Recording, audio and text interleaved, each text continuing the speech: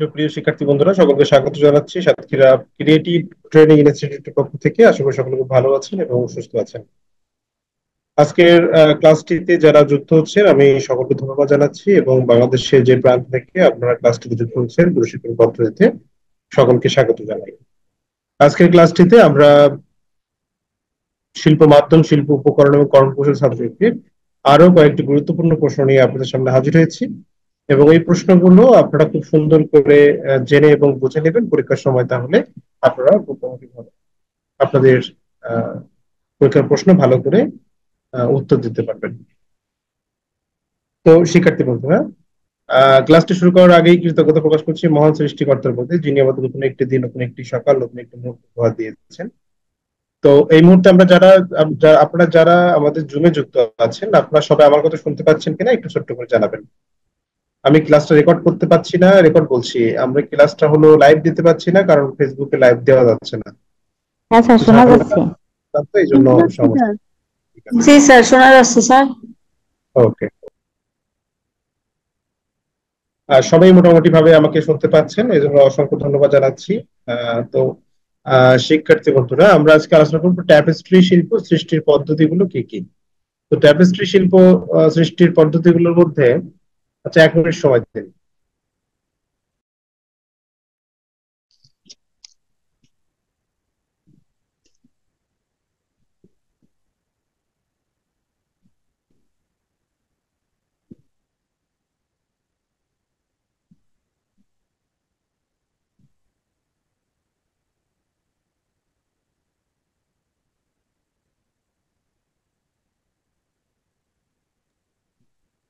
আচ্ছা, তাহলে যে আমি একটু বড় ভাই আসছিলেন, উনি কথা বলছিলেন, এই জন্য আর কি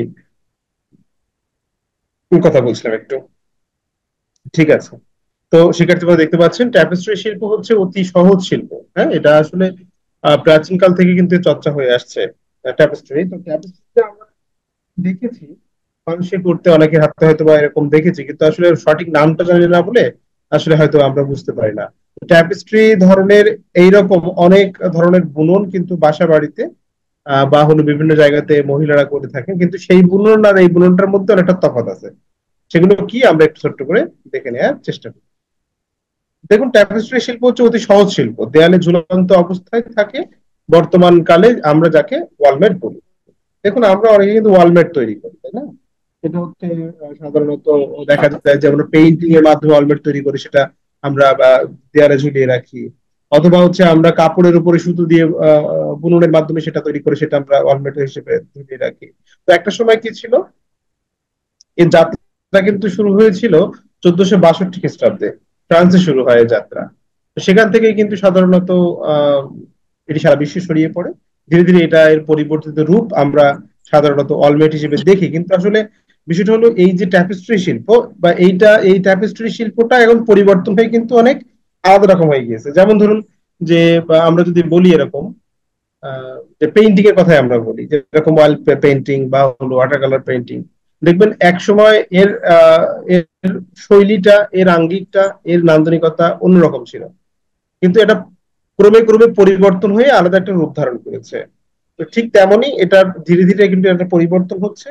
সবকিছু মিলিয়ে দেখুন, আগে কিন্তু খুবই নিখুঁত ভাবে, খুবই সুন্দর করে এগুলো ফুটিয়ে তোলা হতো, কিন্তু এখন বর্তমানে এগুলো আগে কিন্তু হাতে করা হতো, কিন্তু এগুলো এখন বর্তমানে কি করা হয়, এগুলো সাধারণত দেখবেন যে মেশিনের মাধ্যমে করা হয় অনেক সময়। আমরা দেখেছি কিনা যায় না, হয়তো বা এগুলো পাশে আপনাদের নেই, স্যার কারণ সাউন্ড হচ্ছে না। এই সাউন্ড শোনা যাচ্ছে না। জি স্যার, শোনা যায়। স্যার শোনা কেউ যেন যাচ্ছে তো। বললেন সাউন্ড শুনতে পাচ্ছেন না, এরকম কি বললেন তাহলে? আচ্ছা, যাই হোক। তো পরবর্তীকালে সমগ্র ইউরোপ আমেরিকাতে শিল্পের বিকাশ ঘটে। দেখুন আসলে আমরা যদি শিল্পের বিকাশ দেখতে যাই বা শিল্পের বিকাশটা আসলে কোত্থেকে হলো, যদি পাশ্চাত্যের ক্ষেত্রে চিন্তা করি, তাহলে ইতালিতে কিন্তু বা রেনেসার পর থেকে আমাদের কিন্তু আমাদের সামনে স্যার কিন্তু কাটা কাটা আসছিল, ক্লিয়ার শোনা যাচ্ছিল না, এখন ঠিক আছে। ও আচ্ছা, ঠিক আছে, ওকে। তাহলে কি হলো, আমরা দেখি রেনেসার পর থেকে বা নবজাগরণের পর থেকে কিন্তু যারা হাই রেনেসার শিল্পী ছিলেন, Leonardo da Vinci, Michelangelo, তারপরে রাফায়েল, রেমব্রান্ট যারা ছিলেন, পাবলো পিকাসো, এনারা কিন্তু সাধারণত শিল্পের ক্ষেত্রে অসামান্য অবদান রেখেছেন। হ্যাঁ, তো তাদের অবদানে আমরা কিন্তু দেখতে পাই যে আসলে বিভিন্ন মিউজিক ছবি সংরক্ষিত আছে তখনকার সময় শিল্পচর্চা কেমন ছিল। এবং আমরা যদি বিভিন্ন প্রাকৃতিক দেখি, যেরকম আমরা যদি বিভিন্ন স্থাপত্য দেখি, তখন দেখবেন যে স্থাপত্যগুলো এত সুন্দর শৈলীতে সুন্দর করে করা, সেটা আপনি দেখলে অবাক হয়ে যাবেন। এখনো পর্যন্ত কিন্তু ভারত বা অন্যান্য জায়গাতে, বাংলাদেশে, ভারতে বিভিন্ন মন্দির মসজিদ বা হলো আমরা বিভিন্ন স্থাপনা যদি দেখি, তাহলে কিন্তু এর যে নান্দনিকতা ছিল প্রাথমিক পর্যায়ে, মানুষ তার নিখুঁত হাতে তৈরি করতেন, যেটা এখন বর্তমানে কিন্তু অতটা নেই। মানুষ এখন কিন্তু ওই মানে রেডিমেড হয়ে গেছে এক প্রকার। রেডিমেড বলতে কেমন, মনে করুন আগে মানুষ বিল্ডিং তৈরি করতে গেলে কিন্তু সাধারণত যারা রাজারা ছিল বা যারা সম্ভ্রান্ত ফ্যামিলি ছিল, যারা কিন্তু এই দেখা যাচ্ছে যে বিল্ডিং তৈরি করতে অনেক সুন্দর ডিজাইন করে, অনেক কিছু করে। কিন্তু এখন কি হয়ে গেছে, এখন মানে মানে তখন একটা বিল্ডিং করতে সময় লাগতো বছরের পর বছর, কিন্তু এখন একটা বিল্ডিং করতে সময় লাগে সর্বোচ্চ কি, সর্বোচ্চ 10 দিন 15 দিন, তাও লাগে না। খুব ভালো আকারের বিল্ডিং হলে তাও অত লাগে না। মানে ব্যাপারটা হচ্ছে যে আমরা আগে দেখুন, যদি দেয়ালের গায়ে যেরকম নকশা করা বা বিভিন্ন আর্কিটেকচারের কাজ করা, তো ব্যাপারটা হচ্ছে যে আমরা যদি এখন বর্তমান সময়টা দেখি, তাহলে কি হয়, বর্তমান সময় কিন্তু সাধারণত টাইলস দিয়ে আমরা ফটাফট সেট করে দিচ্ছি, তাই না?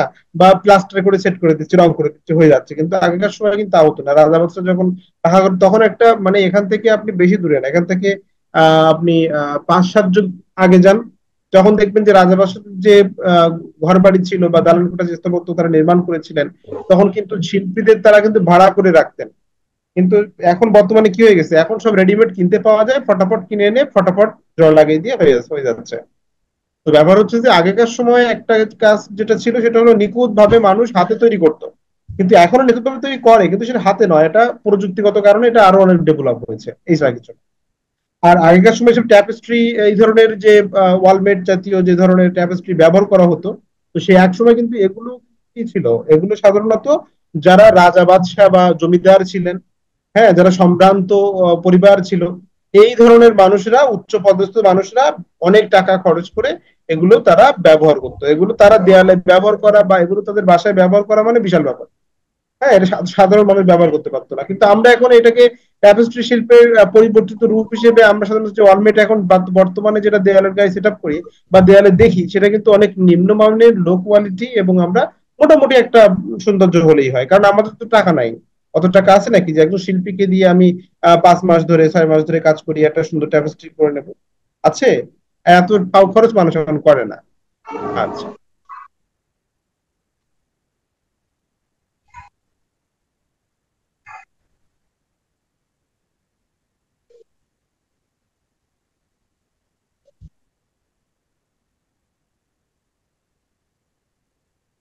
দেখুন এটা একটা বুনন কাজ, হ্যাঁ, এটা বুনে বুনে তৈরি করতে হয়।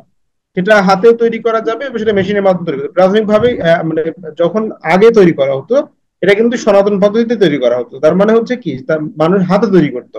কিন্তু এখন বর্তমানে এগুলোকে কিন্তু চেঞ্জ করে হাতে তৈরি না করে এগুলো মেশিনের মাধ্যমে বিভিন্ন ভাবে তৈরি করা হচ্ছে। তো পশমী ও তুলার সুতা দ্বারা লিনেন কাপড়ের উপর হাত দ্বারা বুনন কার্য করা হয়। দেখুন যে এটা লিলেন কাপড় নাকি লিনেন, এটা আমাকে একটু জানা নেই আমার সঠিক, মনে হয় লিনেন হবে। কেউ জানলে আমাকে বলবেন। লিলেন কাপড় নাম শুনছি, লিনেন তো নাম শুনি নেই। আচ্ছা, হতে পারে, থাকতেও পারে, যায় না। আচ্ছা, জি স্যার, এটারই কাপড়। এই লিলেন হবে না? জি স্যার। হ্যাঁ, লিনেন হবে, কারণ আমরা তো এই সমস্ত কাজগুলো জাস্ট করেছি, কিন্তু এসব কাজগুলো তো আমরা সরাসরি হাতে কলমে করি নাই। বুঝতে পেরেছেন? এই জন্য আসলে এই কাপড়টা মানে ইজিলি আমি বলতে পারছি না। আচ্ছা, পশমী তুলার সুতা দ্বারা লিনেন কাপড়ের উপর হাত দ্বারা বুনন কার্য করা হয়। তো পশমী ও তুলার সুতা সিলভার বা গোল্ড কালারের হয়। দেখুন আসলে এখানে কিন্তু সাধারণত মানে কয়েকটি কালার নির্বাচন করে দেওয়া হতো, আমরা যেটা পড়েছি এবং যেটা জানি সবকিছু মিলিয়ে এখানে কালার নির্বাচন করে দেওয়া হতো যে এই 2টি বা 3টি কালারের মধ্যে তোমাকে এটা কাজ সম্পন্ন করতে হবে। দেখবেন আপনারা যে একই কালারের কিন্তু এরকম হয়, আপনারা দেখবেন যে অলমেট দেখেছেন হয়তো, বা অনেক অ্যাবুটারি করা অলমেট আমরা দেখেছেন। সেখানে দেখবেন যে মানে আমরা যেরকম একটা দৃশ্য করতে গেলে কি করি, আমরা দৃশ্য করতে গেলে দেখবেন বিভিন্ন রঙের আহ, ব্যবহার করে থাকি। কিন্তু আহ, যে জিনিসটা আপনাকে মাথায় রাখতে হবে, এখানে কিন্তু ওই রকম না যে আপনি সব ধরনের কালার আপনাকে ব্যবহার করতে হবে। এটা হচ্ছে মানে দেখুন এই যে কাজটা আপনারা দেখতে পাচ্ছেন, এই কাজের মধ্যে ব্লু এবং রেড, ব্লু রেড হোয়াইট, এই তিনটা বিষয় কিন্তু বিশেষভাবে লক্ষণীয়। দেখেছেন তো? মানে ব্লু কালারটাকে, রেড কালারটাকে এবং হোয়াইট কালারটাকে কিন্তু বিশেষভাবে ফুটিয়ে তোলা, এবং এর মধ্যে আরো ব্রাউন কালারটা আছে কিন্তু সেগুলো কিন্তু কম পরিমাণে। কিন্তু এগুলো কিন্তু বেশি পরিমাণে ফুটিয়ে তোলা কোনটা? বেশি পরিমাণে ফুটিয়ে তোলা হচ্ছে ব্লু কালারটা। কিন্তু আপনি বলতে পারেন স্যার গাছ কি এরকম ব্লু কালার হবে? না, গাছটা এরকম, এখানে দেখুন এখানে সাধারণত প্রাকৃতিক ভাবে যেরকম হয় হুবহু সেটাকে যে উপস্থাপন করতে হবে এমনটা কিন্তু নয়। এখানে যে কাজটা করতে হবে সেটা হলো, মানে আপনি গাছটাকে কোন কালার দিয়ে বোঝাচ্ছেন। আর গাছের রং যে ব্লুর কালারটা হয় না এটা একেবারে ঠিক না। যখন আমরা কালারের পার্সপেক্টিভ শিখিয়েছিলাম আপনারা জানেন যে এটা হলো যখন অনেক দূরের, যখন একদম দূরে যখন হয়, মানে একদম সর্বশেষ, এটা কিন্তু সাধারণত হয় বেগুনি কালার। তারপরে যখন আরেকটু কাছে এগিয়ে আসে তখন কিন্তু সেটা হয় ব্লু কালার। যখন আরেকটু এগিয়ে আসে তখন দেখবেন সেটা হচ্ছে গ্রিন কালার। আবার মানে এরকম ভাবে এই যে ব্লু কালারটার কথা বললাম, গ্রিন কালারটার কথা বললাম, এখানে ব্লু গ্রুপের কালার কিন্তু অনেকগুলো চেঞ্জ আছে, আবার গ্রিন গ্রুপের কালার কিন্তু অনেকগুলো চেঞ্জ আছে। এগুলো কিন্তু আপনাকে ফলো করতে হবে। যেরকম আপনি যদি এরকম ভাবে, আমি একটা ছোট্ট জিনিস আপনাকে শেখানোর চেষ্টা করি কালার পার্সপেক্টিভটা, তাহলে কেমন হবে একটু জানলে আপনারা বুঝতে পারবেন। মনে করুন যে আমরা কিন্তু সাধারণত 5টি গ্রুপের কালার দেখতে পাই, তাই না? আমরা তার মধ্যে কিন্তু ব্লু গ্রুপের কালারটা অত্যন্ত গুরুত্বপূর্ণ একটি কালার। 5টি গ্রুপের কালার আমরা দেখতে পাই, কালারকে 5টি গ্রুপে বাবা ভাগ করা হয়। ঠিক আছে? Blue group, blue group colour. এখন এই যে ব্লু গ্রুপ কালারটা আছে, তো এই যে ব্লু গ্রুপ কালারটা, এই ব্লু গ্রুপ কালারটার কিন্তু অনেকগুলো ভাগ আছে। যেমন ধরুন, এই সমস্যা হচ্ছে নাকি শুনতে? সবাই কি শুনতে পাচ্ছেন? অসুবিধা হচ্ছে নাকি? না না স্যার, শোনা যায়। না স্যার, আচ্ছা শোনা ঠিক যাচ্ছে। আছে। ওকে ওকে ওকে। না অনেকে কথা বলছেন তো ভাবলাম বাবা শোনা যাচ্ছে কিনা। ঠিক আছে। আচ্ছা, এই মুহূর্তে আমাদের সাথে অনেকেই তো উপস্থিত আছেন দেখতে পাচ্ছি আজকে ক্লাসে। আমাদের সাথে উপস্থিত অপর্ণা মুখার্জি, ইতি মহন্ত যুক্ত আছেন, জাহাঙ্গীর আলম, তারপরে যুক্ত আছেন হচ্ছে রাজিয়া, যুক্ত আছেন আমাদের সাথে, মুন্নি আক্তার, নাসরিন, তারপরে প্রিয়াঙ্কা যুক্ত আছেন আমাদের সাথে, রোকসানা আক্তার যুক্ত আছেন, রূপা যুক্ত আছেন, শাহনাজ পারভিন যুক্ত আছেন, শান্তা যুক্ত আছেন আমাদের সাথে, স্মৃতি, সানা, সুগন্ধা, সুজিত, সুমনা, তারপরে আহ সুমাইয়া, তারপর হচ্ছে সাথী যুক্ত আছেন আমাদের সাথে, তারপরে স্থিতি সেন যুক্ত আছেন। আর কে? দেখা যাচ্ছে না। আর একটা লোপা, লোপা বারোই, লোপা বাড়ি যুক্ত আছেন নাকি? না লোপা বারোই, এই লোপা বারোই নাকি?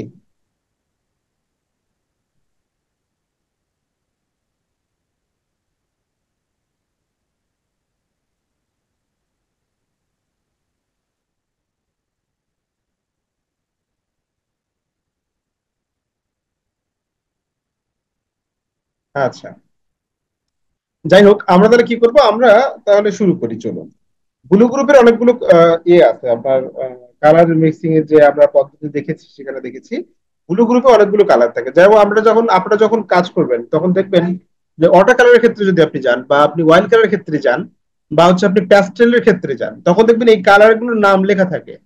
আপনারা সবাই প্যাস্টেলের সাথে যেহেতু পরিচিত, তো প্যাস্টেল কালারটার কথাই বলি। দেখবেন প্যাস্টেল কালারে আপনারা দেখবেন যে হচ্ছে আহ এখানে থাকবে হচ্ছে নামগুলো লেখা থাকে।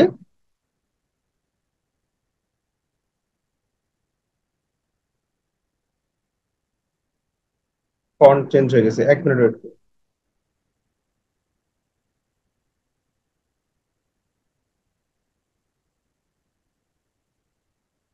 ঠিকই তো আছে তাহলে।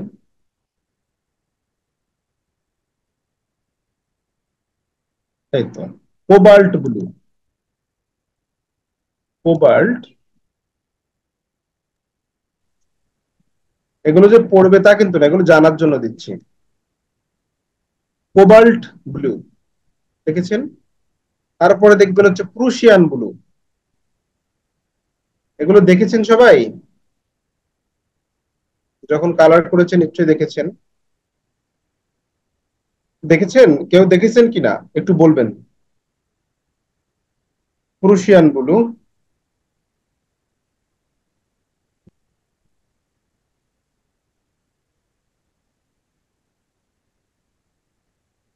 Blue green, blue green,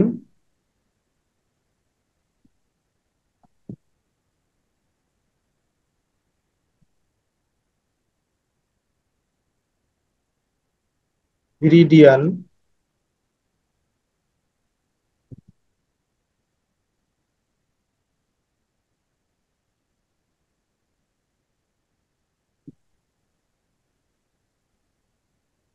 ভিরিডিয়ান blue,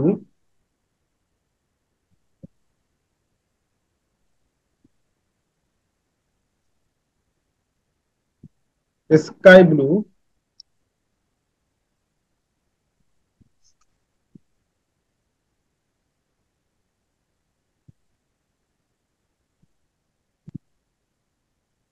sky blue. দেখুন, এই কালার গুলো কিন্তু আপনি দেখতে পাবেন সাধারণত ওয়াটার কালার অথবা প্যাস্টেল কালারে। যখন কাজ করবেন তখন দেখবেন যে এই কালার গুলোর নাম এরকম লেখা থাকে। তো কথা হচ্ছে যে এক একটা কালারের কাজ কিন্তু এক এক রকম, এক এক জায়গাতে ব্যবহার করতে হয়। তো এগুলো সাধারণত কালারের পার্সপেক্টিভ আকারে দেখানো থাকে, কিন্তু এটা যদি আমরা বাংলায় দেখতে চাই, তো বাংলায় যদি সুন্দর করে বলতে চাই, তাহলে কি করতে পারি আমরা? আমরা গাঢ় থেকে হালকায় যাব বা হালকা থেকে গাঢ় যাব, তখন কি কেমন হবে একটু খেয়াল করুন।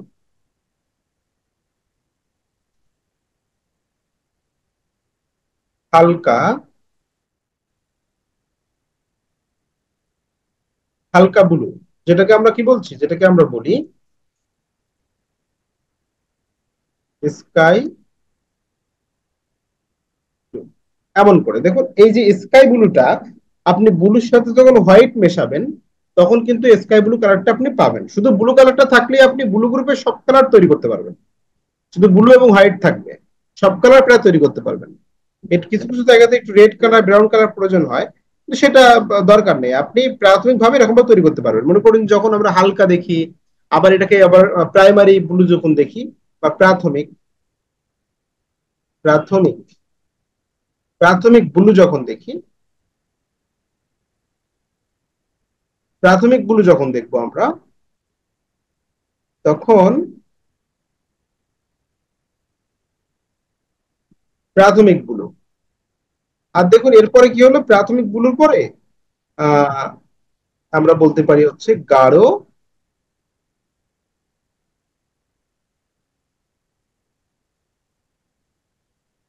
গাঢ় ব্লু যদি বলি। দেখুন এবার যে জিনিসটা হচ্ছে সেটা হলো, তিনটা কালার পেয়ে গেলাম। আমার যেটা হচ্ছে সাধারণত ব্লু কালার, সেই ব্লু কালারের সাথে যদি আমি সাদা কালারটা মেশাই, তখন কিন্তু কি হচ্ছে, আমার এটা স্কাই ব্লু, অর্থাৎ যেটা আমার কি হচ্ছে, হালকা ব্লু রং বা হালকা নীল রং হচ্ছে। আবার যখন আমি ব্লু কালারের সাথে আমি যখন এখানে আরেকটা কালার যেরকম রেড কালারটা মিশাতে পারেন, বা অথবা আপনি গ্রিন কালারটাকে হালকা মেশাতে পারেন, অথবা আপনি দেখা যাচ্ছে যে আপনি ব্রাউন কালারটা মেশাতে পারেন, তখন কিন্তু কি হয়, অতি একটু গাঢ় হয়ে যায়। সুতরাং যখন গাঢ় হয়ে যায়, ব্লু এই গ্রিন কালারটা বাদ দিয়ে আপনি রেড অথবা ব্রাউন কালারটা মেশাবেন, তখন দেখবেন যে এই কালারটা আরো গাঢ় হয়ে গিয়েছে। তখন এইরকম ভাবেই আর কি, মানে একটা কালারের অনেকগুলো ভাগ হয়। তো রংকে আমরা পাঁচটি ভাগে ভাগ করি, পাঁচটি গ্রুপে ভাগ করি। আর এই পাঁচটি গ্রুপের মধ্যে প্রত্যেকটা গ্রুপকে আবার পাঁচ ছয়টি ভাগে ভাগ করা যায়। ঠিক তেমনি এখানে আসুন, দেখুন এই যে ব্লু কালার দিয়ে করা এগুলো, তাই না? কিছু হোয়াইট আছে, তো সামনের গুলো একটু হোয়াইট করে দেয়া, তারপরেরটা দেখুন একটু একটু হালকা, তারপরটা আর একটু গাঢ়, তারপর আর একেবারেই গাঢ়। মানে পিছনের এটা কিন্তু একেবারেই ডার্ক বা কালো না, এটা কিন্তু কালোর সাথে আলো একটা কালার মিক্সড করে এটাকে তৈরি করা হয়েছে। সুতরাং একেবারে কালোটা কিন্তু এখানে ব্যবহার করা হয়নি। তো কথা হলো এটাকে বলে কালার পার্সপেক্টিভ। এখন এখানে বিষয়টা হচ্ছে যে আমরা যখন প্রকৃতিতে ব্যবহার করি, তখন একেবারে শেষের দিকে আমরা কি ব্যবহার করি, বেগুনি কালার ব্যবহার করি। তারপর ও আরেকটু দিদিমা ও যখন আছে।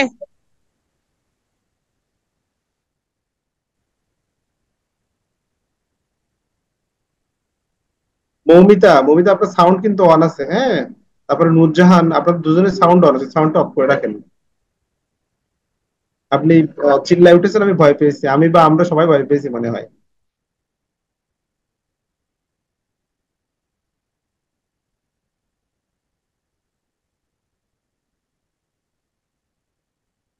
আচ্ছা, দেখুন পশমি বা তুলার সুতা সিলভার বা গোল্ড কালারের হয়। দেখুন এখানে এই যে পশমি বা তুলার যে সুতা তৈরি হচ্ছে এগুলো কিন্তু সাধারণত সিলভার বা গোল্ড কালারের বেশি হয়। সুতরাং এখানে যে জিনিসটা দাঁড়াচ্ছে সেটা হলো এই যখন আপনি ট্যাপেস্ট্রি শিল্পের কাজগুলো করা হবে তখন কিন্তু এই সুতাগুলো বিশেষ করে কাজ করা হয়।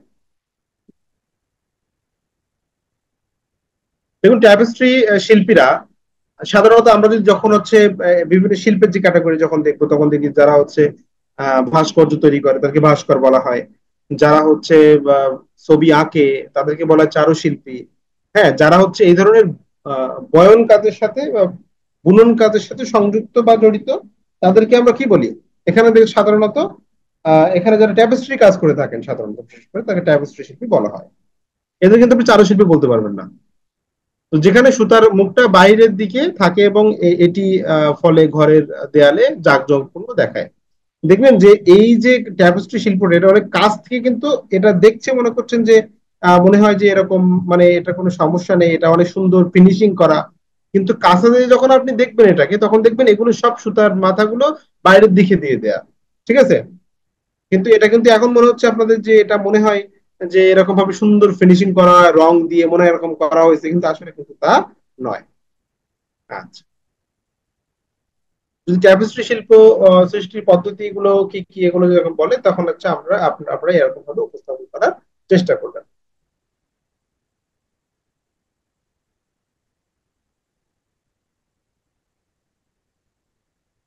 আর এর আরো কিছু তথ্য আছে সেটা আমি আগামী দিন আপনাদেরকে দিয়ে দেওয়ার চেষ্টা করবো। এর পদ্ধতিগুলো সুন্দর খুব আলাদা করে এক জায়গায় আছে কিন্তু সেটা হচ্ছে এখন কাছে নেই, এই জন্য আমি দিতে পারছি না, পরে এসে দিয়ে দেবো। আর আমার খুব একটা মুখস্থ নেই, এই জন্য দিতে পারছি না। আচ্ছা, প্রাগৈতিহাসিক মানুষেরা গুহা চিত্র কোন মাধ্যমে এঁকেছেন? দেখুন এটা আমরা কিন্তু আগে মানে অনেক একদম প্রাথমিক ভাবে প্রথম থেকে কিন্তু এই বিষয় নিয়ে আলোচনা করছি যে আসলে প্রাগৈতিহাসিক মানুষেরা গুহা চিত্র কোন মাধ্যমে এঁকেছিলেন। তো আসলে প্রাগৈতিহাসিক বলতে সাধারণত যখন মানে ইতিহাস লেখা হয়নি তখন তখনকার সময়ের কথা বলা হচ্ছে। এবং মানুষ তখন গুহাবাসী ছিল, অসভ্য জাতি ছিল। তারা গাছের বাকল পরিধান করতো আর আগুন জ্বালাতে পারতো না। এবং সেই সময় থেকে কিন্তু সাধারণত তাদের যে ছবি আঁকার যে মাধ্যমগুলো ছিল এই মাধ্যমগুলো সম্পর্কে জানতে চাওয়া হয়েছে। এখন আমরা এর আগে পড়েছেন আপনারা যে বিভিন্ন শিল্পীর কাজের মাধ্যম বা বিভিন্ন শিল্পীরা যারা বিভিন্ন জিনিসপত্র এঁকেছেন বা ছবি এঁকেছেন তারা কিন্তু বিভিন্ন রকমের মাধ্যম ব্যবহার করেছেন। সেই মাধ্যমগুলো সম্পর্কেও আপনারা দেখেছেন। এর আগে আমরা কিন্তু পড়িয়েছি যে এখানে দুর্ভিক্ষের চিত্রকর্মে এর মাধ্যম কি ছিল। তারপরে আমরা পড়িয়েছি আহ যে বিভিন্ন শিল্পী যে কাজ করতেন সেই শিল্পীদের কাজের মধ্যে কোন কাজের কি কি মাধ্যম ছিল। তো মাধ্যম বেসিক্যালি এখানে আপনাকে মাথায় রাখতে হবে উপকরণের শ্রেষ্ঠ উপকরণটা হলো মাধ্যম, এটা মাথায় রাখবেন। আচ্ছা, তো দেখুন এখানে প্রাগৈতিহাসিক মানুষের শিল্প সরঞ্জাম ছিল প্রাকৃতিক। এখন আমরা যেটা পাই এটা আমরা রেডি, সবকিছু রেডি হিসেবে পাই। কৃত্রিম উপায়ে বা বিভিন্ন ভাবে প্রসেসিং করে এটাকে আমাদের সামনে উপস্থাপন করা হচ্ছে একদম রেডি করে। কিন্তু একটা সময় আমরা যে কালারই করি না কেন সবই প্রকৃতি থেকে আসে। আমরা যে ধরনের মাধ্যম করি না কেন সবই প্রকৃতি থেকে আসে।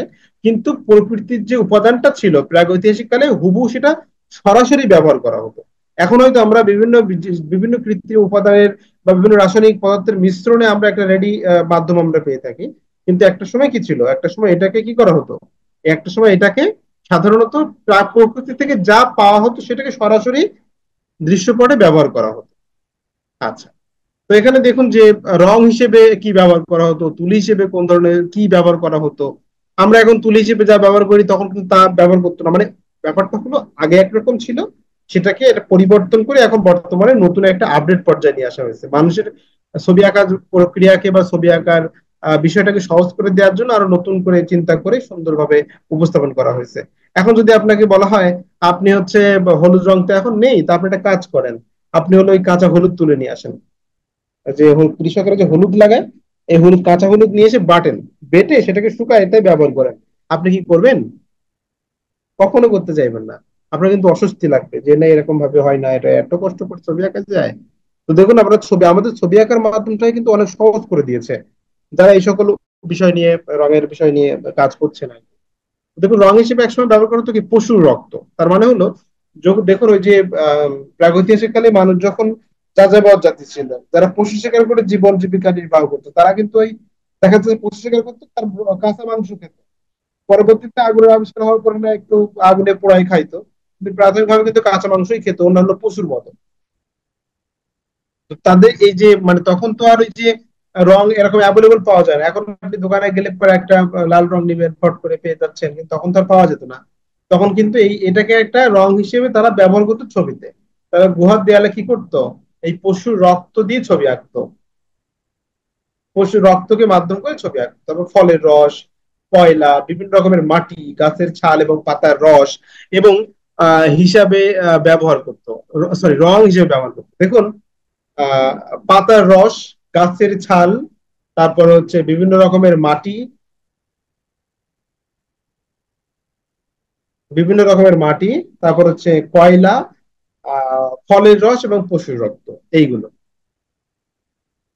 এবং তুলি হিসেবে কি ব্যবহার করতো, দেখুন আমরা এখন তুলি হিসেবে যেগুলো রেডিমেড তুলি পাই, যেগুলো কৃত্রিম উপায় তৈরি করা বা হচ্ছে প্লাস্টিকের কিছু অংশ দিয়ে তৈরি করা, আবার দেখা যায় বিভিন্ন পশুর লোম দিয়ে তৈরি করা। যেমন আমরা পশুর লোমের তুলি বলতে রাউন্ড ব্রাশ আমরা খুব মানে সহজলভ্য এবং অল্প দামের মধ্যেই পেয়ে যাই দোকান থেকে, তাই না? রাউন্ড যে তুলিগুলো আমরা পাই, এগুলো দেখবেন বেজি, তারপরে হলো ওই যে কাঠবিড়ালি, এদের লোম দিয়ে তৈরি করে। হ্যাঁ, এদের লোম দিয়েই কিন্তু সাধারণত তুলি তৈরি করা হয়, এবং সেটা আমরা খুব সহজ ভাবে সেটা আমরা পেয়ে যাচ্ছি দোকানে, যে খুব সুন্দরভাবে রেডি করে আমাদের সামনে দেওয়া হচ্ছে। মানে আপনি ভাবতেই পারবেন না যে এটা বেজি বা কাঠবিড়ালি লোম দিয়ে এটা তৈরি করা, আপনি বুঝতেই পারবেন না যে কি দিয়ে তৈরি করা। এত নরম, এত সফট হয়। সবকিছু মিলিয়ে আসলে একটা সময় এগুলো কিন্তু সাধারণত যখন দেখুন এখন তো উন্নত মানের কাঠ বা উন্নত মানের সিস্টেম ব্যবহার করে তৈরি করা হচ্ছে, কিন্তু এখন তখন তো তা হতো না।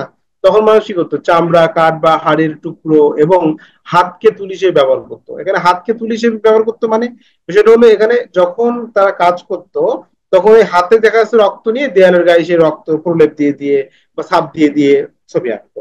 তাহলে হাতকে তুলি হিসেবে ব্যবহার করলো না? কিন্তু বর্তমান পর্যায়ে কি হলো, হাতকে তুলি হিসেবে ব্যবহার করা হয় না, হয় না। কিন্তু যারা মাস্টার আর্টিস্ট আছেন এবং যারা প্রথিতযশা শিল্পী, তারা কিন্তু হাত দিয়েই ছবি এঁকে ফেলতে পারেন। এটা তাদের মানে এখন আগে যেটা মানুষ সহজ সিস্টেমে ব্যবহার করতো হাতকে, এখন কিন্তু বর্তমানে এসে কিন্তু সেই হাতকে সহজ সিস্টেম না, এটাকে কঠিন সিস্টেমের মধ্যে দিয়ে ব্যবহার করা হয়। মানে হাত দিয়ে একটা ছবি আঁকা মানে তখন বিশাল ব্যাপার। মানে একজন শিল্পী, ধরুন আমরা এখন চলে গেলাম সে এখান থেকে 1914 সালে, যখন শিল্পাচার্য জয়নুল আবেদিন জন্মগ্রহণ করেছিলেন, বা 1921, 22, 23, 24, এর মধ্যে কিন্তু সাধারণত 19 দেখবেন বাংলাদেশের যে সকল শিল্পীরা রয়েছেন, চিত্রশিল্পীরা রয়েছে, মানে স্বনামধন্য শিল্পীরা রয়েছেন, এস এম সুলতান, কামরুল হাসান, তারপর হলো সাধারণ আমরা শিল্প জয়নুল আবেদিন, এই যে 3-4 জন শিল্পীরা রয়েছেন, এরা কিন্তু সাধারণত 1914 থেকে 1925 সালের মধ্যে জন্মগ্রহণ করেছেন। 1914 থেকে 1925 সালের মধ্যে জন্মগ্রহণ করেছেন সবাই। তো ব্যাপারটা হলো, এই যে সময়টা তারা জন্মগ্রহণ করেছেন বা এরপর থেকে দেখা যাচ্ছে তারা আর্ট কলেজে বা আর্ট স্কুলে পড়েছেন, তারা তাদের কাজের মধ্য দিয়ে কিন্তু আমরা সাধারণত কাজের প্রমাণ আমরা এখন বর্তমানে পাই। তো কথা হলো, তাদের মতো মানুষ, ধরুন তাদের মধ্যে একজন আমাদের সময় আছেন, ধরে নিলাম, বা হলো হাসিম খান বা হচ্ছে আহ শিল্পী শাহাবুদ্দিন স্যার, যদি এনারা একটা ছবি আঁকেন, একটা ছবি যদি হাত দিয়েও যদি এরকম করে ঘুরায় ফেরায় দেয়, তাও সেটা একটা বড় ধরনের শিল্পী হয়ে গেল বা শিল্প হয়ে গেল, তাই না? তো ব্যাপারটা হলো যে এখন বর্তমানে আধুনিক শিল্পকলা এসে প্রাচীন প্রাগৈতিহাসিক শিল্পকলা বা আধুনিক শিল্পকলা যে তফাৎ আমরা দেখি, আকাশ পাতাল তফাৎ। হ্যাঁ, তাদের চিন্তা ভাবনা মানে সরাসরি প্রকৃতিতে যা পাওয়া যেত তাই তারা ব্যবহার করতো, কিন্তু এখন প্রকৃতিতে যা পাওয়া যায় সরাসরি সেটাকে ব্যবহার না করে সেটাকে সুন্দর করে মডিফাই করে নতুন করে আমাদের সামনে উপস্থাপন করা হয়। তারপরে দেখুন যে ফাঁকা নলের মধ্যে গাছের ছোবড়া বা হলো ছাল ভরে দিয়ে ও তুলি হিসাবে ব্যবহার করা হতো। দেখুন যে আপনারা নিশ্চয়ই আপনাদের আপনাদের বাড়ির দিকে নিশ্চয়ই ফাঁকা বাঁশ পাওয়া যায় বা ফোলা বাঁশ, অনেক জায়গায় তল্লা বাঁশ বলে। হ্যাঁ, এক ধরনের বাঁশ পাওয়া যায় যে বাঁশটা হলো সাধারণত ভেতরে একদম ফাঁকা, উপরে একটা সাধারণ প্রলেপ থাকে, ভিতরে একদম ফাঁকা। এই ধরনের বাঁশকে আপনাদের দিকে কি বলে? আমাদের দিকে তল্লা বাঁশ বলে, ফাঁকা বাঁশ বলে। আপনাদের দিকে কি বলে? আমাদের এদিকে তল্লাবাসী বলে, কি তল্লা বাঁশ বলে? আর পিরোজপুরের এদিক তল্লাবাস বলে তো। আচ্ছা আচ্ছা, তাহলে যাই হোক একই রকম আছে বিভিন্ন জায়গায়। তারপরে সাতক্ষীরাতে তল্লা বাঁশ হিসেবে পরিচিত, বা মানে ফাঁপা বাঁশ, তারপরে ফোলা বাঁশ, মানে অনেকে যার যা ইচ্ছা সেটাই বলে বেড়ায়, কিন্তু তল্লা বাঁশটা বেশি ব্যবহৃত হয়। আচ্ছা, তো এই ধরনের বাঁশ সাধারণত মনে করুন আপনি এক ফাল কেটে নিয়ে আসলেন, কেটে নিয়ে এসে ওই যে নারকেলের যে ছোবড়া পাওয়া যায়, শুকনো নারকেলের যে ছোবড়া পাওয়া যায়, ওই ছোবড়াটা কি করলেন আপনি এরকম করে সুন্দর মোড়ায়ে মোড়ায়ে মোড়ায়ে ওর মধ্যে প্রবেশ করাই রাখলেন। এবার এটাকে যখন আপনি মনে করুন যে বাসা বাড়িতে যেরকম রং করে না, তখন আপনি মনে করেন যে ওরকম একটা বড় একটা পাত্রের থেকে রং মাখায় সুন্দর করে দেয়ালে আপনি দিচ্ছেন, তাহলে কি রং হবে না? অবশ্যই হবে, কিন্তু সুন্দর ফিনিশিং হবে না। প্লাস হলো এটা ওই যে ছোবড়াটা ওই রঙের সাথে মিক্সড হয়ে ওইটা দেয়ালের গায়ে একেবারে এলোমেলো হয়ে যাবে। তো ব্যাপারটা হচ্ছে আগেকার সময় যে ছবিগুলো আমরা গুহা চিত্রগুলো দেখি, এগুলো এলোমেলো কেন? কারণটা হচ্ছে সরাসরি প্রাকৃতিক ভাবে এটি তৈরি করা, এই জন্য এগুলো এলোমেলো। যদি আমি একটা ছবি আপনাদেরকে দেখাই, এই যে দেখুন, এই ছবিটা খেয়াল করুন তো, আপনার এই দেখে কি একবারও মনে হবে না যে এই যে যেটা যা দিয়ে এটা আঁকা হয়েছে, এটা খুবই অদক্ষ ভাবে আঁকা হয়েছে? কিন্তু প্রাগৈতিহাসিক কালে সেই সময় এইভাবে আঁকাটার বিশাল দাম ছিল, বিশাল মূল্য ছিল। এরকমই তারা আঁকতে পারতো না, তারা তো সবই শুরু করেছিল, তারা এরকমই আঁকতে পারতো না। যা করেছে দেখুন, একটা বড় মহিষের কিন্তু একটা আকৃতি হয়ে গেল, তাই না? তো ব্যাপারটা হচ্ছে এরকম।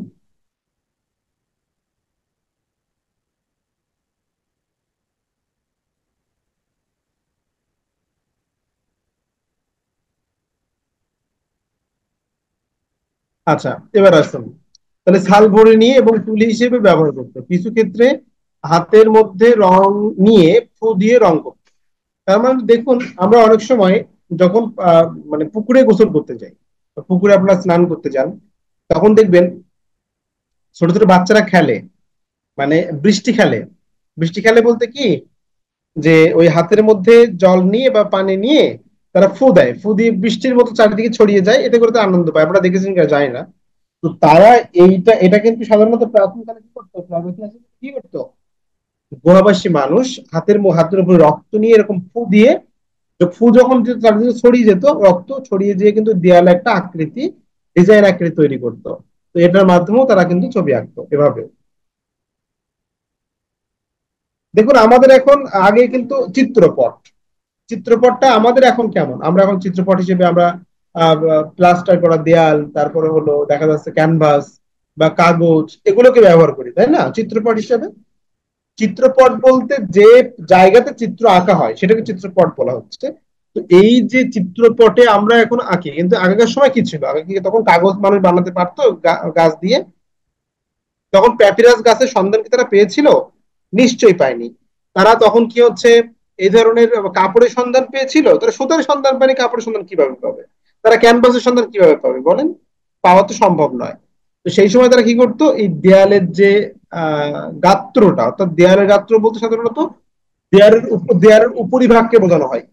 তো এইটাকে সাধারণত তারা কি করতো, অঙ্কনের তল হিসেবে ব্যবহার করত। পাথরের প্রদীপ, অন্ধকারাচ্ছন্ন গুহার গহীনে দেখার জন্য পাথরের প্রদীপ ব্যবহার করতো।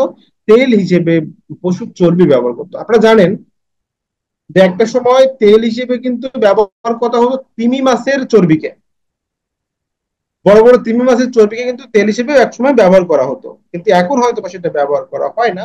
আমরা সেটা আরো অন্যভাবে, প্রাকৃতিক ভাবে, প্রকৃতি থেকে, বিভিন্ন উদ্ভিদ থেকে, বা হলো আমরা ভূগর্ভ থেকে কেরোসিন, মানে পেট্রোল ডিজেল বা কেরোসিন, বা হলো আমাদের যে তেল প্রয়োজন হয় বাসা বাড়িতে, সেগুলো আমরা সাধারণত প্রাকৃতিক ভাবে এগুলো কিন্তু সাধারণত কি পেয়ে থাকি। এখানে কিন্তু সাধারণত বিভিন্ন পশু হত্যা করা বা প্রাণী হত্যা করার প্রয়োজন হয় না। তো দেখুন, এই যে অন্ধকার দূর করার জন্য পাথরের প্রদীপ ব্যবহার করা হতো, সেই পাথরের প্রদীপে সাধারণত এই যখন এই প্রদীপ জ্বালানো হতো, তখন কিন্তু কি করা হতো, তখন ওই যে প্রদীপের যে শিখার কারণে উপরে কিন্তু একটা পড়ে। আপনারা দেখবেন যে বাসায় যখন আমরা যখন আগে টেমি জ্বালাতাম, টেমি টেমি বা ল্যাম্প, আপনাদের দিকে কি বলে, যে ছোট ছোট আগে যখন ব্যবহার করতাম পলতে দিয়ে, একটা স্টিলের একটা পাত্র, তাতে মাথায় পলতে দিয়ে আগুন ধরা দিতাম। মানে ব্যাপারটা হলো, আমরাও যখন গ্রামে থাকতাম, মানে আমি ছোটবেলায় কিন্তু টেমিনালতে পড়ছি, মানে আহ টেমিনালতে কিন্তু আমার পড়া শুরু হয়েছে, বা হারিকেন দিয়েই পড়াশোনা শুরু হয়েছে। তো কথা হলো, আমরা আমাদের গ্রামের দিকে টেমি বলি, আপনাদের দিকে কি বলেন?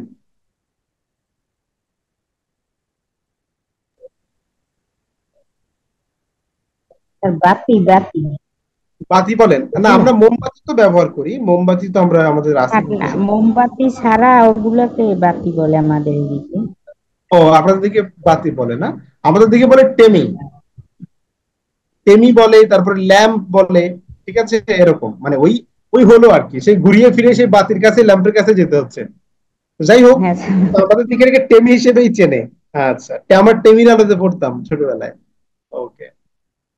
মাঝে মাঝে আমার ওই যে আছে বাসায়, টেমি আছে, যখন আমাদের কারেন্ট চলে যায়, কারেন্ট তো খুব একটা চলে যায় না, খুব কম, হ্যাঁ, তো আমরা টেমির আলোতেই পড়ি, ঠিক আছে, বা টেমির আলোতে আমরা মানে কি করি আর কি, একদম আগেকার সময়ের যে ফিলিংসটা সেটা নেওয়ার চেষ্টা করি মাঝে মাঝে। আচ্ছা, অন্ধকার আচ্ছন্ন গুহার গহীনে, অন্ধকার গুহার গহীনে, ও যেটা বলছিলাম, যখন দেখবেন এই ধরনের যে আপনাদের যে ইয়ে ব্যবহার করা হয়, যে হারিকেন ব্যবহার করা হয়, এই যে চিমনি, দেখবেন এটা অনেকক্ষণ জ্বলার ফলে চিমনিতে দেখবেন কালো কালো দাগ হয়ে যায়। আবার যখন এই যে এটা গুহার মধ্যে ব্যবহার করা হতো, তখন কিন্তু এই প্রদীপের শিখার উপরের দিকে যাওয়ার কারণে উপরের যে রোপটা বা ছাদটা থাকতো, সেখানে কিন্তু সাধারণত কালি জমতো। এই কালি দিয়েই কিন্তু সাধারণত কালো রং হিসেবে ব্যবহার করা হতো এই ধরনের কালিকে। পরবর্তীতে যখন তারা রান্না বান্না করতে শিখলো, আগুনের ব্যবহার শেখার পরে, তখন দেখলো যে না, হাঁড়ি পাতিলের গায়েও এরকম,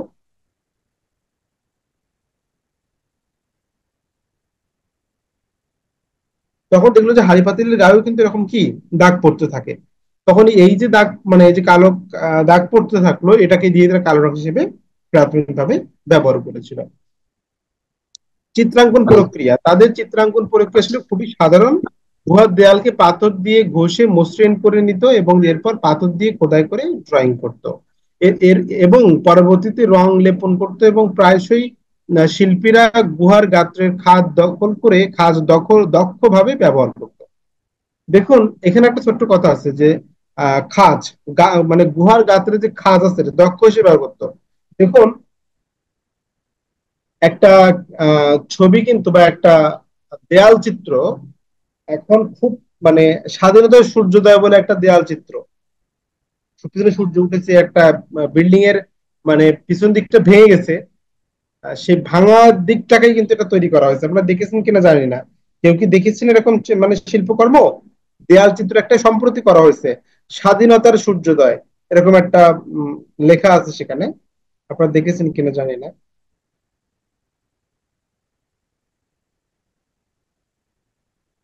এটা দেখলে আর সহজ হতো। আচ্ছা, না দেখলে অসুবিধা নেই, সেটা নেই, প্রশ্ন না। বিষয় হচ্ছে আমি যেটা বলতে চাচ্ছি, ধরুন আপনি আঁকতে আঁকতে মনে করেন আপনি দেয়ালের ছবি আঁকছেন, এখন আঁকতে আঁকতে দেখা যায় দেয়ালের যে পিলার থাকে, এই পিলারের একটু উঁচু অংশ থাকে, আবার দেখা যায় জানালা থাকে, জানালার কিছু অংশ উঁচু নিচু থাকে। তো এই জায়গাটা মনে করেন আপনি বড় একটা ওয়াল পেন্টিং করছেন, এখন এই তার মাঝখানে যখন এরকম একটা বর্ডার থাকবে, নিশ্চয়ই আপনার অস্বস্তি লাগবে। এই বর্ডারটা না থাকলে তো ভালোভাবে করতে পারতাম, তাই না? কিন্তু শিল্পীরা সেই সময় দেখবেন বিভিন্ন জায়গাতে পিলারের উপর দিয়েও কিন্তু ওইভাবে আঁকা এঁকে নিয়ে আসা হয়, মানে পুরো বিষয়টাকে ওর উপরে ছাপ দেওয়া হয়েছে এমনটা বুঝিয়ে ওটাকে উপস্থাপন করা হয়। এতে করে এই জিনিসটা কি দাঁড়ায়, এতে করে যে জিনিসটা দাঁড়ায় সেটা হলো, এটা দক্ষতার একটা বিশেষ পরিচয়। কিভাবে সেটা, এটা আমি দেখাতে পারলে খুব ভালো হতো অবশ্য। তবে গুহার কথাটাই বলি, ধরুন আমি যদি একটা গুহার চিত্র আপনাদেরকে দেখাই, মনে করুন এই চিত্রটা আপনারা দেখছেন, এখন যদি এই জায়গাটা আমরা ধরে নিলাম, এই যে জায়গাটা মনে করুন এই জায়গাটা উঁচু, এই জায়গাটা কি উঁচু একটা জায়গা, মানে এখানে বসতে পারবেন এরকম একটা জায়গা মনে করুন, আর উপরে একটা দেয়াল। এখন যদি আমি এই যে ষাঁড়টা বা এই যে ষাঁড় ষাঁড় ঠিক বলবো না, মানে ধরলাম যে মহিষ বা ষাঁড় ধরলাম আর যা একটা হলো, তো এটা যখন এই যে সরাসরি এই যে নিচু অংশ, এই যে নিচু অংশের একদম নিচু অংশ বরাবর আঁকা হলো, খেয়াল করবেন ভালো করে, নিচু অংশ বরাবর এই যে পাটা একদম এর উপরে আছে, নিচু অংশের উপরে আছে, এইটা দেওয়াতে কি হলো, যে ওইটাকে আরো রিয়েল করে আঁকার জন্য বা রিয়েল এখানে আছে এরকমটা দেখানোর জন্য কিন্তু এই যে উঁচু অংশ, এই উঁচু অংশের ঠিক উপরেই কিন্তু আঁকা হয়েছে। এটা কিন্তু চাইলে আরেকটা উপরে রাখতে পারতো, কিন্তু তাহলে কি হতো, এই উঁচু অংশের সাথে এই পায়ের কোনো মিল থাকতো না। তাহলে এই এই যে ভাঁজটা, এই ভাঁজটাকে তারা দক্ষ হিসেবে ব্যবহার, দক্ষতার একটা পরিচয় দিল না? অবশ্যই দিল।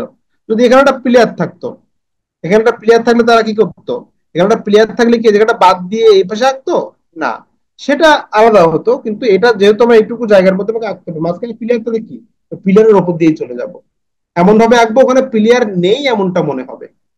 এটাই হলো দক্ষতার প্রকাশ। তো ব্যাপারটা হলো সেই সময়কার সময় তারা কি করতো, তারা এই দক্ষতার প্রকাশ কিন্তু এখানে রেখে গিয়েছেন। কিভাবে? এই জন্য কথা বলা হয়েছে যে প্রায়শই শিল্পীরা গুহার গাত্রের খাঁজ দক্ষভাবে ব্যবহার করত।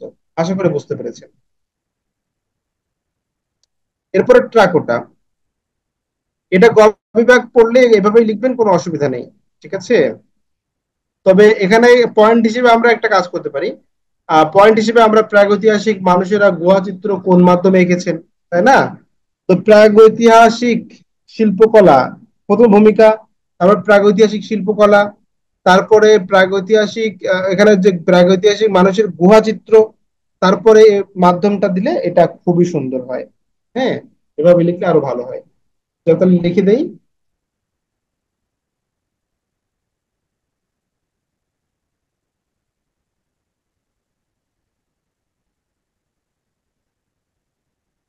ভূমিকা, তারপরে কি প্রাগৈতিহাসিক শিল্প,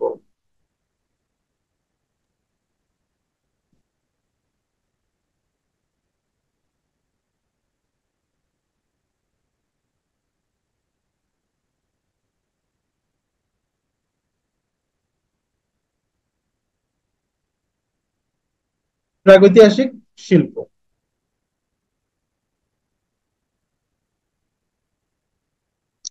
এরপরে আমরা যদি যাই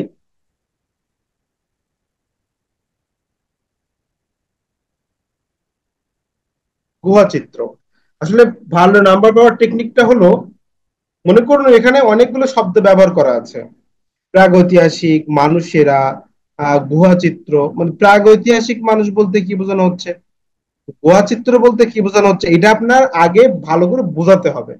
মাধ্যম বলতে কি বোঝায়, এটাকে আগে ভালো করে বোঝাতে হবে। বোঝানোর পরেই আপনি কি করবেন, যে আহ গুহা, এখানে প্রাগৈতিহাসিক মানুষের গুহা চিত্র কোন মাধ্যমে করা ছিল, গুহা চিত্রের মাধ্যম। এবার এখানে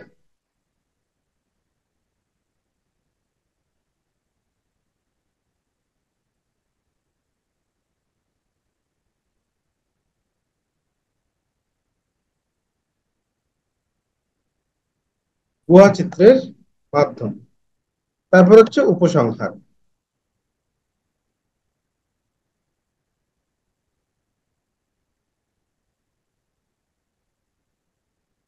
এরকম ভাবে আপনারা লিখতে পারবেন, এই কটা পয়েন্ট দিয়ে লিখবেন, ভালো ভালো মার্ক পাবেন।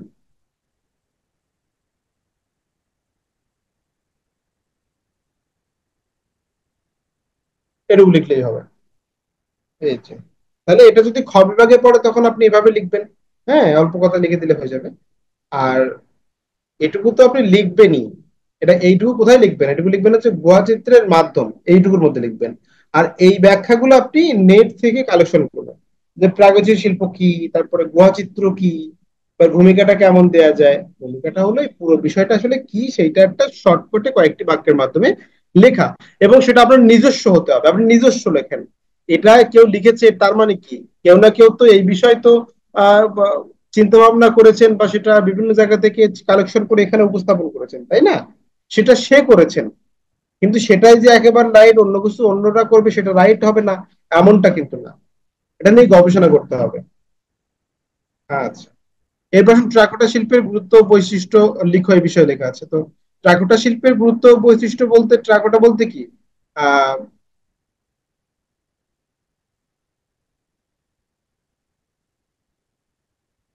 ট্রাকোটা হলো মাটি পুড়িয়ে যে ফলক তৈরি করা হয়, এটা হচ্ছে রিলিফ ওয়ার্ক, সাধারণত মসজিদ বা মন্দিরের দেয়ালের গায়ে স্থাপন করা হয়। একটু খেয়াল করবেন, ট্রাকোটা কি, মাটি পুড়িয়ে একটা ফলক, মাটি পুড়িয়ে যে ফলকচিত্র তৈরি করা হয় সেটাকে ট্রাকোটা বলছি। এখন কথা হলো এই ট্রাকোটা শিল্প আসলে ব্যবহারটা হচ্ছে কোথায়। দেখুন, এটা একটা রিলিফ ওয়ার্ক, মানে রিলিফ ওয়ার্ক বলতে কি, মানে সেটা আহ সেমি স্কাল্পচার, তার মানে হলো পুরোপুরি কি না, পুরোপুরি কিন্তু ভাস্কর্য না, ভাস্কর্যের মতো কিন্তু ভাস্কর্য না। ভাস্কর্য যেরকম চারিদিক থেকে কিন্তু একটা কি স্পর্শযোগ্যতা থাকে, মানে কি চারিদিক থেকে স্পর্শযোগ্যতা বলতে কি বোঝায়, সাধারণত আপনি যদি একটা ভাস্কর্য চারিদিক থেকে প্রদক্ষিণ করেন তাহলে কিন্তু এটা আপনি চারিদিক থেকে আপনি তার অবয়বটাকে সুন্দরভাবে অবলোকন করতে পারবেন, দেখতে পারবেন। কিন্তু যদি আপনি রিলিফ ওয়ার্ক দেখতে চান, যেহেতু এটা দেয়ালের গায়ে সেট আপ করা হয়, সুতরাং সামনের দিক থেকে আপনি দেখবেন কিন্তু পিছন দিক থেকে আপনি দেখতে পারবেন না, কারণ পিছন দিকে দেয়াল। এইগুলোকে বলা হচ্ছে সাধারণত রিলিফ ওয়ার্ক। সাধারণত এগুলো দেয়ালের গায়ে সাধারণত হচ্ছে এটা খোদাই এবং হচ্ছে সংযুক্তি পদ্ধতির মাধ্যমে সাধারণত এগুলো উপস্থাপন করা হয়। সাধারণত মূর্তিতে মন্দিরের দেয়ালের গায়ে স্থাপন করা হয়। তাহলে মন্দির বা দেয়ালের গায়ে যে ট্রাকোটা দেখতে পাই এগুলো আসলে কোন অর্ক, এগুলো আসলে রিলিফ অর্ক। ঠিক আছে, আমরা সাধারণত বিভিন্ন কান্তজির মন্দির যদি আপনারা দেখেন সেখানে কি দেখবেন, সেখানে কিন্তু আপনি দেখতে পাবেন যে বিভিন্ন ফলকচিত্র গায়ে উপস্থাপন করা আছে, তাই না? তা আপনারা যে বলবেন নাকি যেটা এটা হচ্ছে ট্রাকোটা, ট্রাকোটা, হ্যাঁ ট্রাকোটা বলতে পারবেন, ট্রাকোটা শিল্প বলতে পারবেন, কিন্তু ট্রাকোটা শিল্পের এটা একটা রিলিফ অর্ক। ট্রাকোটা শিল্পের কি অর্ক? রিলিফ অর্ক। আচ্ছা, যদি রিলিফ ওয়ার্ক হিসেবে কিছু পড়ে তখন কি করবেন? রিলিফ ওয়ার্ক হিসেবে যদি পড়ে যে রিলিফ ওয়ার্ক কি, এরকম যদি কোনো প্রশ্ন হয় তখন বলবেন কোনো সমতল পৃষ্ঠের উপরে সাধারণত সিমেন্ট, বালি অথবা কোনো পদার্থ সংযুক্ত করার মাধ্যমে সেই চিত্রপটে কোনো কাজকে উঁচু করে বা পট থেকে উঁচু করে উপস্থাপন করা হলে বা সেটা অর্ধ ভাস্কর্যের মতো দেখতে হলে সেটাকে রিলিফ ওয়ার্ক বলা হয়, এরকম ভাবে লিখতে পারে। আচ্ছা, গুরুত্ব। ট্রাকোটা শিল্পের মাধ্যমে প্রাচীন সভ্যতা সম্পর্কে ধারণা পাওয়া যায়, যেমন মধ্যযুগীয় ব্যাবিলনীয় সভ্যতায় ও নানা সভ্যতায় এর প্রচলন ছিল। দেখবেন যখন আপনারা প্রাচীন শিল্পকলা পড়বেন বা প্রাচীন শিল্পকলার ইতিহাস পড়বেন তখন কিন্তু আপনাদের এই সকল সভ্যতা সম্পর্কে পড়তে হবে। তো বিশেষ করে এখানে গুরুত্বপূর্ণ মিশরী সভ্যতা, তারপরে রোমান সভ্যতা, সিন্ধু সভ্যতা, ব্যাবিলনীয় সভ্যতা, এইসব সভ্যতাগুলো কিন্তু সাধারণত বিশেষভাবে গুরুত্বপূর্ণ। এই সভ্যতা থেকে প্রশ্ন হবে, এমনকি আপনাদের নিবন্ধনে 5টা থেকে 6টা সভ্যতা পড়লে ওখান থেকে একটা সভ্যতা আপনারা পেয়ে যাবেন। এবং বিভিন্ন সভ্যতায় যে ভাস্কর্য, স্থাপত্য, চিত্রকলা আছে এগুলো সম্পর্কে আপনি জানতে পারেন তাহলে আপনি প্রাচীন যুগের শিল্পকলা থেকে একটা প্রশ্ন মাস্ট পাবেন। যাই হোক, তার মানে 5টা সভ্যতা পর 5টা থেকে 6টা সভ্যতা পড়া মানে ওখান থেকে আপনি 10 মার্ক পেয়ে যাচ্ছেন নিবন্ধন পরীক্ষায়। শুধু নিবন্ধন বলে কথা হয়, আপনার 1 বছর মেয়াদি এই যে কোর্সে পরীক্ষা দিচ্ছেন এখানেও সভ্যতা থেকে প্রশ্ন হবে, এটা ধরে রাখেন। মমি বা গুপ্ত সভ্যতা পশ্চিমবঙ্গের বাঁকুড়া জেলা এবং বাংলাদেশের মহেস্থানগড়, নওগাঁ জেলার বৌদ্ধ বিহার এবং কুমিল্লার এর শিল্পীদের নিদর্শন। বলছে ইহার গুরুত্ব কমে গেছে, এখনকার মানুষেরা পোড়ামাটির আসবাবপত্র ব্যবহার করতে চায় না। দেখুন এখনকার মানুষ কিন্তু পোড়ামাটির জিনিসপত্র ব্যবহার করতে চায় না, কারণ কি? কারণ এগুলো কিন্তু একটা সময় বেশ প্রচলন ছিল, যখন স্টিল, প্লাস্টিক বা হলো লোহা, হ্যাঁ এই বা সিরামিক্স এর জিনিসপত্র এগুলো যখন আবিষ্কার হয়নি তখন প্রাথমিকভাবে কিন্তু এগুলো সাধারণত প্রাথমিকভাবে ব্যবহার করা হতো। এগুলো দেখা যাচ্ছে যে কয়েক মাস ব্যবহার করার পর আবার ফেলে দিতে হতো, আবার নতুনটা ব্যবহার করতে হতো। তো এখন কিন্তু সেটা এখন আর করা হয় না, কারণ এটা কিন্তু সাধারণত এখনো পর্যন্ত বিভিন্ন স্থাপত্য বা আমরা যে বৌদ্ধ বিহার বা মহেস্থানগড় বা তারপরে হলো ময়নামতি, যে পোড়ামাটির ফলক এগুলো আমরা দেখতে পাই বিভিন্ন স্থাপত্যে, এগুলো কিন্তু একটা সময় করা হয়েছিল কিন্তু এখন সেগুলো দেখা যায় না, কারণ এখন তো আমরা অনেক আধুনিক হয়ে গিয়েছি, তাই না? আমরা কিছু করলে টাইলস নিয়ে ঘরে লাগাচ্ছি, তারপরে হলো ফটাফট বিভিন্ন একটা নতুন রঙিন কালার করে দিচ্ছি, এই এত ঝামেলার মধ্যে যেতে চাই না, তাই না?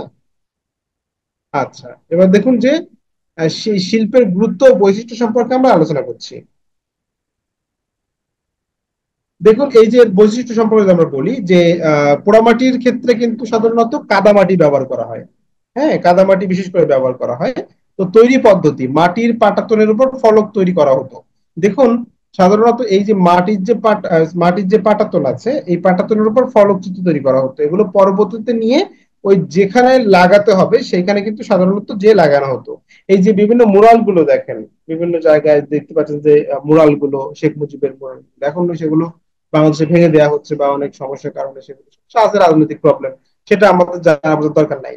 তো এগুলো কিন্তু সাধারণত এই যে মোরাল চিত্রগুলো, এগুলো কিন্তু সাধারণত ওই যে দেখবেন শ্রামিক্সে, তারপরে হলো চুনা পাথর বা বিভিন্ন মার্বেল পাথর, এগুলো কিন্তু নিয়ে সাধারণত একটা একটা বড় একটা কাপড়ের উপরে, একটা কাপড়ের উপরে, টেকসই কাপড়ের উপরে সেটাকে সুন্দর করে আঠা দিয়ে দিয়ে জোড়া লাগানো হয়। এবং জোড়া লাগানোর পরে পরবর্তী সে বার্নিশ ব্যবহার করে সেটাকে এমন ভাবে দেওয়া হয়, এটা রোদের জন্য থাকলেও এতে কোনো প্রকার রোদ না লাগে। এটা নিয়ে সরাসরি কি করা হতো, সরাসরি নিয়ে যে ওই যে যেখানে এটা তৈরি করা হয়েছে বড় দেয়াল, তার গায়ে যে লাগিয়ে দেওয়া হতো আটা দিয়ে। তো এটা হচ্ছে ঠিক আগেকার সময় ঠিক একই রকম ভাবে ট্রাকোটা শিল্পে বা এই যে রিলিফ ওয়ার্ক করা হতো, এটা কিন্তু সাধারণত তৈরি করে নিয়ে আঠা দিয়ে বা কোনো একটা মাধ্যমে সেটাকে কি করা হতো, ওই দেয়ালের গায়ে সুন্দর করে আটকে দেওয়া হতো। কাদামাটির ফলক ছবি খোদাই করে সূর্যের তাপে আগুনে পুড়িয়ে শক্ত করা হতো এবং দেবদেবীর মূর্তি অঙ্কন করতো। তো দেখুন, আগে যখন এই সকল বৈশিষ্ট্য মানে এই যে মন্দির কেন্দ্রিক যে সকল ফলচিত্র আমরা দেখতে পাই, এগুলো কিন্তু বিভিন্ন ধর্মীয় কাহিনী নির্ভর। বিশেষ করে হিন্দু ধর্মাবলম্বীদের বিভিন্ন যে মহাভারত, পুরাণ, তারপরে হচ্ছে বেদ, তারপরে হলো সাধারণ চণ্ডী, শ্রী চণ্ডী, বা বিভিন্ন যে ধর্মগ্রন্থ রয়েছে, এই গ্রন্থগুলো থেকে কিন্তু সাধারণত বিভিন্ন কাহিনীকে ওই ফলচিত্রের মাধ্যমে স্পষ্ট করে দেওয়া হতো বা ফলচিত্র তৈরি করে সেটাকে সেট আপ করা হতো। মুসলিম শাসনামলে ট্রাকোটা শিল্প, আরবি হরফ এবং ক্যালিওগ্রাফি নিদর্শন ছিল। দেখুন, আসলে এক এক ধর্ম মানে সবই এক, কিন্তু এক এক সময় এক মানে যারা এসেছেন তারা বিভিন্ন ভাবে এটাকে দেখা শুরু করেছেন। তো দিনাজপুর জেলার ঘোড়াঘাট সূরা মসজিদ, এটা আপনারা দেখে নেবেন যে সেখানে কিন্তু সাধারণত ট্রাকোটার বিশেষ অবদান লক্ষ্য করা যায়। মাটির ফলক সাধারণত মসজিদ বা মন্দিরের দেয়ালে স্থাপন করা হতো।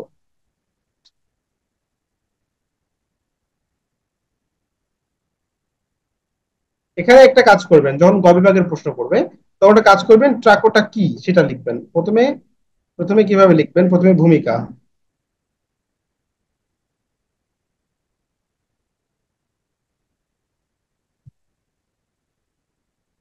প্রথমে ভূমিকা,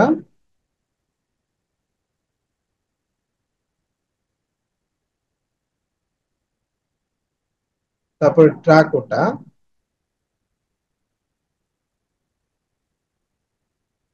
তারপরে হলো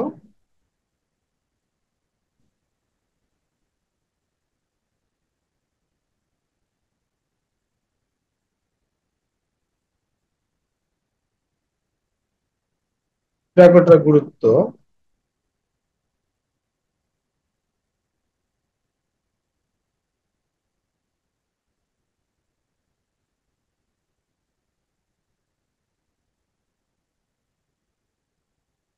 ট্রাকোটার বৈশিষ্ট্য।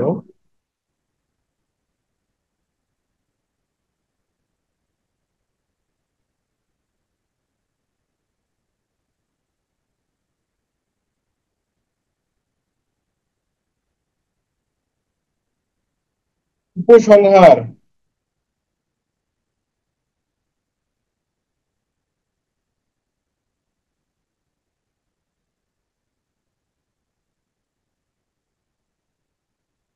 এই যে দেখুন, সাধারণত এভাবে লিখতে পারেন গ বিভাগে পড়লে। আচ্ছা, শিল্পের মাধ্যমে গুরুত্ব লিখো, এটা তো আমি এর আগেও অনেক আলোচনা করেছি। শিল্পের ছবি আঁকার মাধ্যম কাগজ, কাগজের কাজ, তারপরে বোর্ড এবং ক্লিপ, পেন্সিল, তারপর কালি এবং চাইনিজ ইঙ্ক, রং, এগুলো নিয়ে আলোচনা করেছি কিন্তু, তাই না? মৌলিক রং গুলি কি কি, বৈশিষ্ট্য লিখো। মৌলিক রং কি কি আছে দেখুন, যে তিনটি রং আছে, লাল, নীল, হলুদ। এবং মৌলিক রং এর মিশ্রণে সেকেন্ডারি রং তৈরি হয়, বা হচ্ছে কমলা, বেগুনি, সবুজকে সেকেন্ডারি বা মাধ্যমিক রং বলা হয়। মাধ্যমিক রঙের মতো মৌলিক রং তিনটি রঙকে পরিমাণ তারতম্য ঘটিয়ে রং তৈরি করা যায়। হ্যাঁ, আচ্ছা, এই দুইটা প্রশ্ন বলে দিতাম, কিন্তু আপাতত কারেন্ট না থাকার কারণে চার্জ শেষ হয়ে গেছে, ল্যাপটপের যে কোনো মুহূর্তে বন্ধ হবে। ঠিক আছে, এটা হলো আমি আমার যে ল্যাপটপটা ব্যবহার করছি এটা হলো আইপিএস থেকে চলছে সরাসরি। হ্যাঁ, যে কোনো মুহূর্তে এটা বন্ধ হয়ে যেতে পারে। চার্জে বসানো আছে কিন্তু এর ব্যাটারি না থাকার কারণে সরাসরি লাগানো, তো এই জন্য ঝামেলা আছে একটু। যে কোনো মুহূর্তে বন্ধ হয়ে যাবে, এই জন্য সিগন্যাল দিচ্ছে, এই জন্য আমি কিন্তু অফ করতে বাধ্য হচ্ছি। আগামী দিন বাকি অংশটা আলোচনা করব। ঠিক আছে? আচ্ছা, তাহলে আমরা কত নাম্বার পর্যন্ত পড়লাম? 92 পর্যন্ত পড়লাম। 90, 91, 92, তিনটা প্রশ্ন পড়লাম। 90, 91 এবং 92 নাম্বার। আগামী দিন আমরা 93 থেকে শুরু করব। ঠিক আছে? কিন্তু বন্ধ হয়ে গেলে মাঝপথে তখন আর ঝামেলা করতে হবে। স্যার কালকে তো বুধবার, কালকে কি বিকেলে নেবেন ক্লাস? হ্যাঁ, আগামীকাল হয়তো ক্লাসটা রেকর্ড করে দিতে পারি। হ্যাঁ, রেকর্ড করে দিতে পারি, কিংবা ক্লাস এমনি ধরে রাখেন হবে। হ্যাঁ, ওই হবে। এখন তো কলেজ বন্ধ, এখন হচ্ছে আপনারা যেটা করবেন সেটা হলো ওই 11টাই হবে আর কি। হ্যাঁ, 11টা 30 মিনিট, বিকালে না, 11টা 30 মিনিটেই হবে। কালকে হয়তো রেকর্ড করা লাগতে পারে, কারণ নেটের যে অবস্থা তাতে করে হয়তো বা কোনো ভালো স্পিড পাওয়া যাবে না। যাই হোক। স্যার আগামীকালও কি বিকাল হবে স্যার ক্লাস?